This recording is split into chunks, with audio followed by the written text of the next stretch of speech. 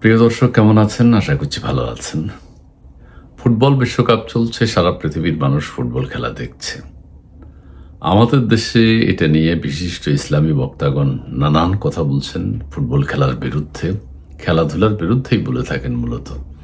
এবং ফুটবল খেলাটা কেন আমাদের জন্য নয়, মুসলিমরা ফুটবল খেলবে কিনা, এটা কি জায়েজ নাকি হারাম, এই বিষয়ে কথা বলেছেন।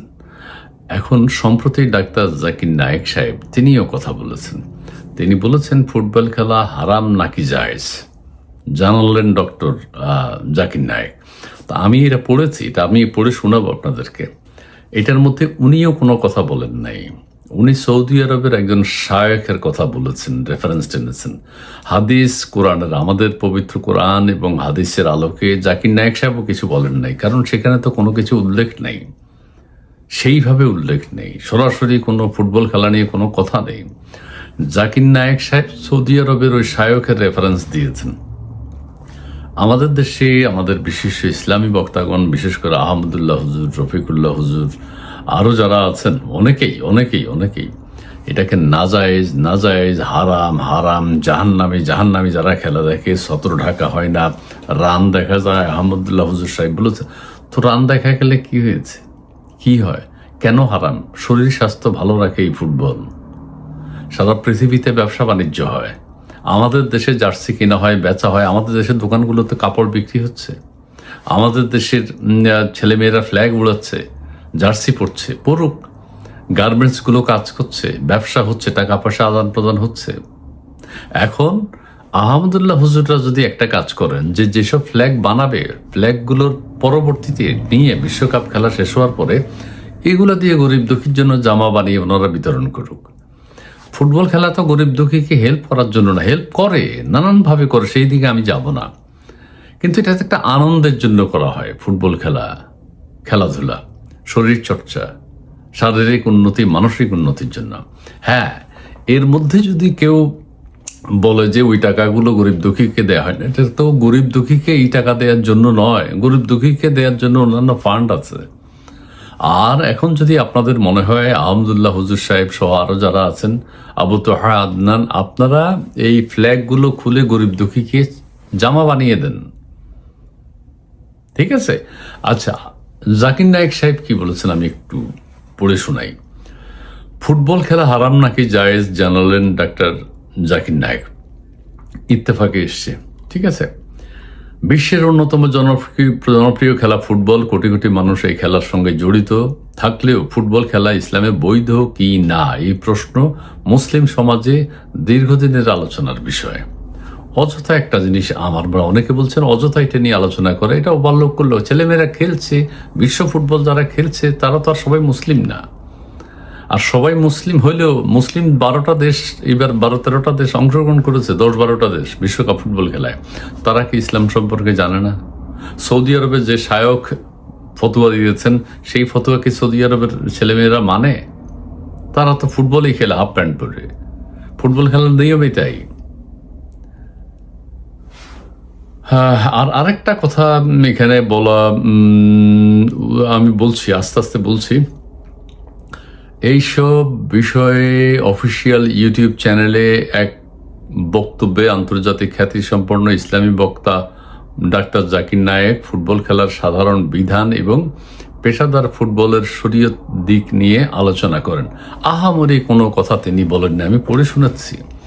আমাদের পবিত্র কোরআন শরীফে নেই ফুটবল খেলা হারাম নাকি জায়েজ, কোনো কিছুই নেই, হাদিসে ওইভাবে সরাসরি নেই। আর জাকির নায়েক সাহেব আমাদের হুজুর পাক সাল্লাল্লাহু আলাইহি সাল্লামের কথা বলেছেন, না, নবীজির কথা বলেননি। আচ্ছা, নবীজি কি কোথাও কিছু বলছে ফুটবল খেলা বা অন্যান্য খেলাধুলা সম্পর্কে? না, নবীজি বলেননি। এখন আপনারা বললে এটা তো কোনো কাজ হবে না। আমাদের মহানবী কি বলেছেন? কিছু বলছেন, কিছু বলেননি। মহানবী বলেনি, তাহলে আপনারা বলবেন কেন? আলেমগণ একসাথ হয়ে সিদ্ধান্ত নিয়েছেন। আলেমগণ একসাথ হয়ে তো রাসূলের ফতোয়া আপনারা দিতে পারেন না, রাসূলের বক্তব্য তো আপনারা দিতে পারেন না। তিনি কিছু বলেননি, তাহলে তো আমি আমার মতো হাদিস বানাবো, আরেকজনের মতো হাদিস বানাবে, এটা তো হবে না। নবীজি কিছু বলেছেন, সেটা রেফারেন্স দেন। জাকির নায়েক বলেন, সাধারণভাবে এমন কোনো খেলা যা মানুষকে শারীরিকভাবে সুস্থ ও সক্ষম কর্মক্ষম রাখে এবং কোরআন সুন্নাহ বিরোধী কোনো কাজে প্ররোচিত করে না, তা ইসলামে অনুমোদিত। আচ্ছা, এখন ফুটবল খেলা তো কোরআন সুন্নাহ বিরোধী কোনো কাজে অনুমোদন দেয় না, কোরআন সুন্নাহ বিরোধী কোনো কাজে প্ররোচিত করে না। এটা ফুটবল খেলা তো করছে না, এটা আমরা করছি, হয়তো কিছু দেশের পৃথিবীর মানুষ করছে। যে হিসেবে ফুটবল খেলা, সে হিসেবে ফুটবল খেলা নিজেই হারাম নয়। জাকির নায়েক বলছে সে হিসেবে ফুটবল খেলা নিজে হারাম নয়। আমি এই লাইনটা আবারও বলি, সাধারণভাবে এমন কোনো খেলা, মানে যে কোনো খেলা যা মানুষকে শারীরিকভাবে সুস্থ ও কর্মক্ষম রাখে এবং কোরআন সুন্নাহ বিরোধী কোনো কাজে প্ররোচিত না করে, তা ইসলামে অনুমোদিত। কথা পরিষ্কার, ইসলামে অনুমোদিত। সেই হিসেবে ফুটবল খেলা নিজেই কোনো হারাম নয়। ফুটবল খেলা নিজে হারাম নয়, এটা হারাম কাজ করেও না, ঠিক আছে? তার ভাষায় ফুটবল যদি, আর আপনি যদি এখন মদ খাইতে খাইতে ফুটবল দেখেন, ফুটবল খেলা দেখেন, তাহলে আপনি অপরাধী। সারা পৃথিবীতে সবাই তো আর ইসলাম ধর্মের না। আমরা খেলতে যাই কেন? মুসলিম দেশগুলো খেলতে যায় কেন? যাবে বিনোদনের জন্য, ভালোর জন্য গেছে,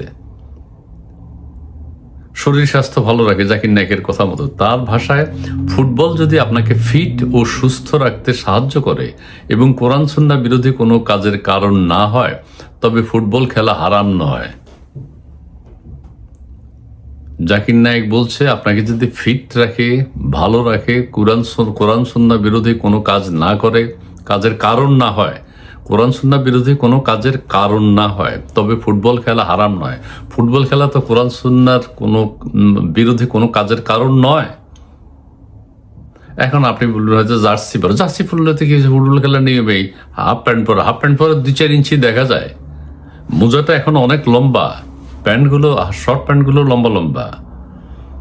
এটা অনেক পরিশ্রমের খেলা, অনেক কষ্ট করে খেলতে হয়। বেশি কাপড় হলে এটা প্রবলেম হয়, ছিঁড়ে যেতে পারে, আটকে যেতে পারে, নানান প্রতিবন্ধকতা তৈরি হতে পারে। লম্বা কাপড়, এটাকে পায়জামা পরে ফেলবে? পায়জামা পরে তো ক্রিকেট খেলে, অসুবিধা কোথায়? সেটা দৌড়ঝাঁপ বেশি নেই। ফুটবল খেলে দৌড়ঝাঁপ, লম্প ঝম্প অনেক কিছু আছে, শারীরিক পরিশ্রম অনেক। সেখানে যত কম কাপড় রাখা যায় তত ভালো।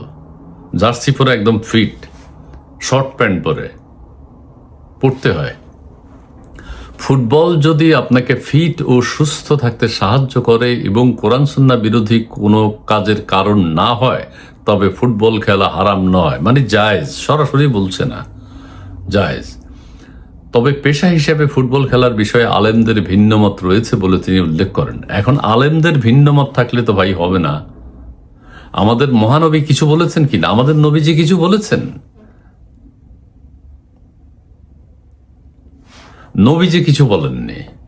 কি ঠিক আছে, আলেমদের কি? তবে পেশা হিসেবে ফুটবল খেলার বিষয়ে আলেমদের ভিন্নমত রয়েছে বলে তিনি দাবি করেন, উল্লেখ করেন। এই প্রসঙ্গে তিনি সৌদি আরবের প্রখ্যাত আলেম শায়খ মোহাম্মদ ইবনে ইব্রাহিমের মতামত তুলে ধরেন। শায়খ মোহাম্মদ ইব্রাহিম তো আমাদের রাসূল সাল্লাল্লাহু আলাইহি সাল্লাম নয়। শায়খ মোহাম্মদ ইব্রাহিম আমাদের আহমদুল্লাহ হুজুর তো ফতোয়া দিচ্ছে। আহমদুল্লাহ হুজুর নিজে ফতোয়া দিলে সেটা তো আমাদের নবীজি নয়। আল কোরআন থেকে যেগুলো দিচ্ছেন ঠিক আছে, নবীজি যেগুলো বলেছেন ঠিক আছে, কিন্তু ফুটবল খেলা নিয়ে তো জাকির নায়েকও কিছু বলতে পারেননি, নিজেও কিছু বলেননি। জাকির নায়েক বলেন, শায়খ মোহাম্মদ ইব্রাহিম তার ফতোয়া গ্রন্থে পেশাদার ফুটবলকে হারাম বলার পক্ষে কয়েকটি কারণ উল্লেখ করেছেন। তিনি পেশাদার ফুটবলকে হারাম বলার বিষয়ে কয়েকটি কারণ উল্লেখ করেছেন।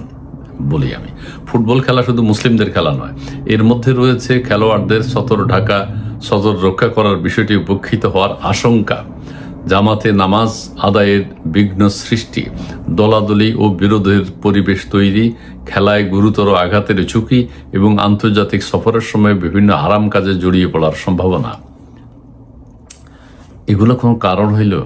খেলোয়াড়দের সতর ঢাকার বিষয়টি আপনি ঢাকলে আপনি ঢাকেন, সৌদি আরব যদি ঢাকে ঢাকুক, কিন্তু শায়ক সাহেব সৌদি আরবের প্লেয়ারদের সতর ঢাকাইতে পেরেছে? পারে নাই। সৌদি আরবকে ইসলাম বুঝে না? বুঝে। এর মধ্যে রয়েছে খেলোয়াড়দের সতর রক্ষা করার বিষয়টি উপেক্ষিত হওয়ার আশঙ্কা, জামাতে নামাজ আদায়ের বিঘ্ন সৃষ্টি। এটা কত লোক জামাতে নামাজ পড়ে না, কেউ যে আবার খেলোয়াড়রা যে নামাজ পড়ে না আপনি আমি কিভাবে জানি? তারা তাদের মতো করে নামাজ পড়ে নেয়, খেলার সময় নামাজ পড়ে পরবর্তীতে সেটা আদায় করে নেয় হয়তো। জামাতে নামাজ আদায়ের বিঘ্ন সৃষ্টি, দোলাদলি তো থাকবেই, বিভিন্ন গ্রুপ খেলে কম্পিটিশন থাকবে, বিরোধের পরিবেশ তৈরি হওয়া, হ্যাঁ খেলাধুলাই হয়, খেলায় গুরুতর আঘাতের ঝুঁকি এটা থাকবেই। এবং আন্তর্জাতিক সফরের সময় বিভিন্ন হারাম কাজে জড়িয়ে পড়বে আন্তর্জাতিক সফরের সময়। জাকির নায়েক সাহেব এটা কি বললেন? উনিও তো আন্তর্জাতিক সফর করেন। শায়খ মোহাম্মদ ইবনে ইব্রাহিমের মতে পেশাদার ফুটবলের বাস্তবতা ও পরিবেশ বিবেচনায় এইসব বিষয় শরীয়তের দৃষ্টিতে উদ্বেগের কারণ। শায়খ মোহাম্মদ ইবনে ইব্রাহিম মতে পেশাদার ফুটবলের বাস্তবতা ও পরিবেশ বিবেচনায় এইসব বিষয় শরীয়তের দৃষ্টিতে উদ্বেগের কারণ। এই যে কারণগুলো তিনি বলেছেন ঠুনকো কারণ, তবে এই বিষয়ে আংশিক ভিন্নমত পোষণ করেন ডাক্তার জাকির নায়েক। আবার আংশিক ভিন্নমত পোষণ করছে তিনি বলেন, শায়কের উল্লেখিত অনেক উদ্বেগ বাস্তবসম্মত হলেও সব ধরনের পেশাদার ফুটবলকে এককভাবে হারাম বলা ঠিক নয়। সব ধরনের পেশাদার ফুটবলকে জাকির নায়েক আবার ওই ইব্রাহিম সাহেবের এটা খণ্ডন করেছে। তো কি দরকার? এগুলো তো আমাদের নবীজি বলেনি, এগুলো আপনারা বলছেন এক একজন এক এক কথা। কোনটা মানবো আমরা? বিশ্বের মানুষ কোনটা মানবে? মুসলিম দেশগুলো কোনটা মানবে? আর ফুটবল খেলা মুসলিমদের খেলা নয়, আমরা খেলি কেন? আর আমরা খেললে অসুবিধাটা কোথায়?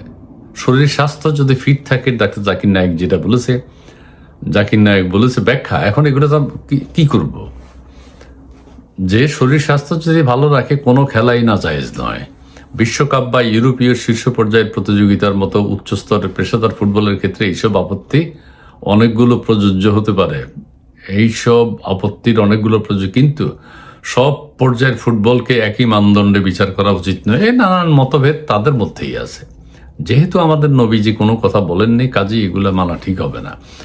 জাকির নায়েকের বক্তব্য অনুযায়ী কোনো খেলোয়াড় যদি ইসলামের বিধি মেনে চলতে পারেন, নামাজ ও ধর্মীয় দায়িত্ব পালনে অবহেলা না করেন এবং হারাম কর্মকাণ্ড থেকে নিজেকে দূরে রাখেন, তাহলে ফুটবল খেলা বা এটিকে পেশা হিসেবে গ্রহণের বিষয়ে ভিন্ন মত বিবেচনা করা যেতে পারে। আবার এই পেঁচা রেখে দিছে, সরাসরি কোনো কথা বলেনি। তো এগুলো না করলে খেললে অসুবিধা কি? সেটা সরাসরি বলে না, প্যাচ রেখে দেয়। ঠিক আছে, তার মানে ফুটবল খেলা জাকির নায়েক ইনিয়ে বিনিয়ে এখন সব মতের বিরুদ্ধে তো যেতে পারে না। তিনিও বলেছেন, হ্যাঁ ইনিয়ে বিনিয়ে বলেছেন খেলা জায়েজ, হারাম নয়। প্রিয় দর্শক, আপনাদের সবাইকে অনেক ধন্যবাদ জানাচ্ছি ভিডিওটি দেখার জন্য। ইউটিউব চ্যানেলটি সাবস্ক্রাইব করবেন, চ্যানেল 16। আমি আবার বলি, সামারি হচ্ছে আমাদের নবীজি এবং পবিত্র কোরআনের সরাসরি খেলাধুলা নিয়ে কোনো বক্তব্য আহামরি নেই, তারা সেই বক্তব্য দেননি বিদায় আমাদের আলেম সমাজ এবং বিভিন্ন ফতোয়া সৃষ্টি করে। এখন আমাদের নবীজি যেগুলো বলেননি, আমাদের নবীজি বলেছে ছবি তোলা হারাম, আমরা জানি হারাম। আমাদের হুজুররা ফতোয়া দিয়েছে না, ক্ষেত্র বিশেষে বিশেষ পর্যায়ে তোলা যায়। তো এটা তো নবীজির সাথে হাত ধরেছেন, নবীজির কথার বিপক্ষে তারা কথা বলেছেন। হ্যাঁ, ছবি তোলা হারাম, সে হারাম মেনে নিয়েই আপনারা কাজ করেন। আপনারা আবার ফতোয়া দিলেন কেন? ছবি তোলা বিশেষ ক্ষেত্রে আবার হতে পারে। নবীজি এটা শুনলে তো মাইন্ড করবেন যে আমি একটা কথা বলেছি, তোমরা বলছো যে এটা বিশেষ ক্ষেত্রে আবার তোলা যাবে। বিশেষ ক্ষেত্রটা নবীজি জানেন না? অবশ্যই জানেন। কাজেই নিজের ইচ্ছা মতো ফতোয়া দেয়া, একটাকে হারাম একটাকে জায়েজ, এই রফিকুল্লাহ হুজুর আমাদের মানুষকে বিভ্রান্ত করা, ডাক্তার জাকির নায়েকও পরিষ্কার করে কিছু বলতে পারেননি। যাই হোক, আমি আর কথা বাড়াই না। আমি আপনাদের সবার শুভকামনা করি। সবাই ভালো থাকবেন, সুন্দর থাকবেন। বিশ্বকাপ ফুটবল খেলা দেখবেন, উপভোগ করবেন আনন্দ বিনোদনের জন্য। ভালো সময় কাটবে। ওই সময় আমরা কোনো দুশ্চিন্তা করি না, ওই সময় আমরা কোনো মন্দ কাজ করি না। এই ছাড়া তো মন্দ কাজ সবাই করে। শুধু ফুটবল খেলা কেন বা খেলাধুলা কেন? আমি কথা বলতে গেলে কথা বেড়ে যাবে। জি, আপনারা ভালো থাকবেন, ধন্যবাদ।